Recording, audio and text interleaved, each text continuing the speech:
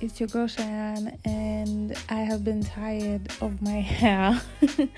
It's been lockdown and I've been wanting to do something different in my hair. So yesterday I deep conditioned, washed everything. I'm gonna link that video in the cards because a lot of people found that helpful. And today I'm going to be installing some large knotless braids in my hair. So I grabbed my hair bag, which I believe every black girl should have, and I got out these cheap packs of hair, which are super useful for times like this. You're gonna need a wide tooth comb, a right tail comb for parting. Then I also used this wax for my parts. Now first I'm going to be sectioning off my hair. I ended up having about 23 sections. I'm just gonna let you guys watch how I section and then we'll get into the braiding process.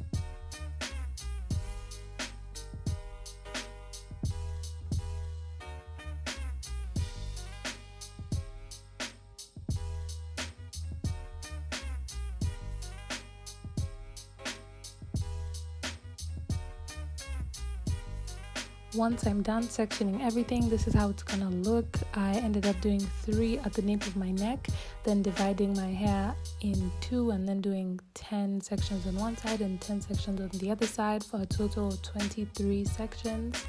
As you can see, my hair is super shiny, and it's really important for you guys to prep your hair before, have a very strengthening deep conditioning treatment before doing any protective style. So I'm going to tie everything out of the way and work one section at a time. I'm going to prepare my braiding hair for each braid as I go. Normally you can do this ahead of time, but I just do it as I do each braid. I'm going to section off small pieces that gradually get bigger just so that it flows with the braid, which I'm going to show you. To actually do the braid, you're going to start by brushing out the section and then applying the wax or edge control or whatever to the base of the braid. This is my first time actually trying this. Then I'm going to brush that wax through my hair just to make sure that it is smooth. Then I am going to start braiding normally. I'm going to do just like 2 turns, I don't know, turns, whatever they call them. Then I'm going to start adding from the smallest section, gradually getting bigger.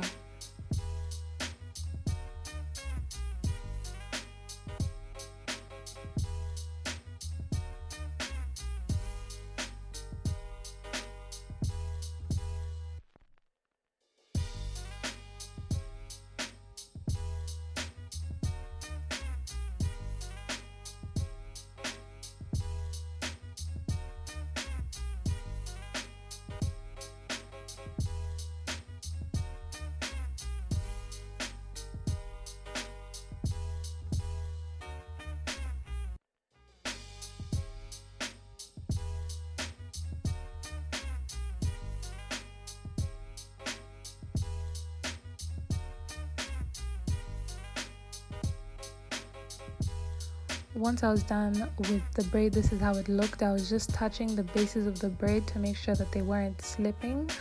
I wanted to show you guys how I hide my natural hair as I'm braiding. First of all, ignore my nails because we are in a lockdown. But yeah, you see how my hair is like poking out. I go ahead and wrap the braiding hair around my hair so it is like hidden.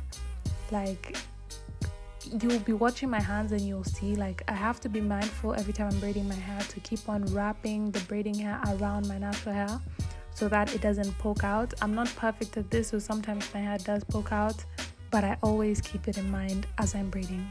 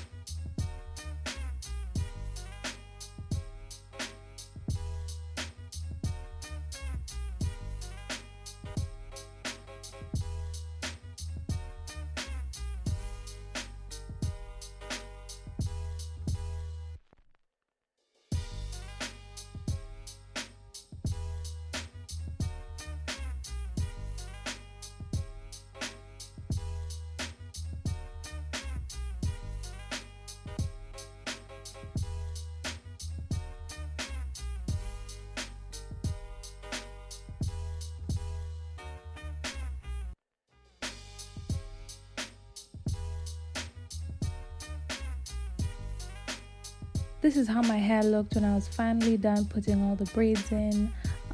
Using the wax did help my natural hair blend better with the braiding hair in terms of like making it look shiny and smooth. Also, do not mind my parts. I know they are straight up wonky and zigzag, but I wasn't too pressed about them, and I don't really stress about clean parts, especially when it comes to braids. So yeah, I'm just going to show you a few more close-ups of my hair, and I'll be right back.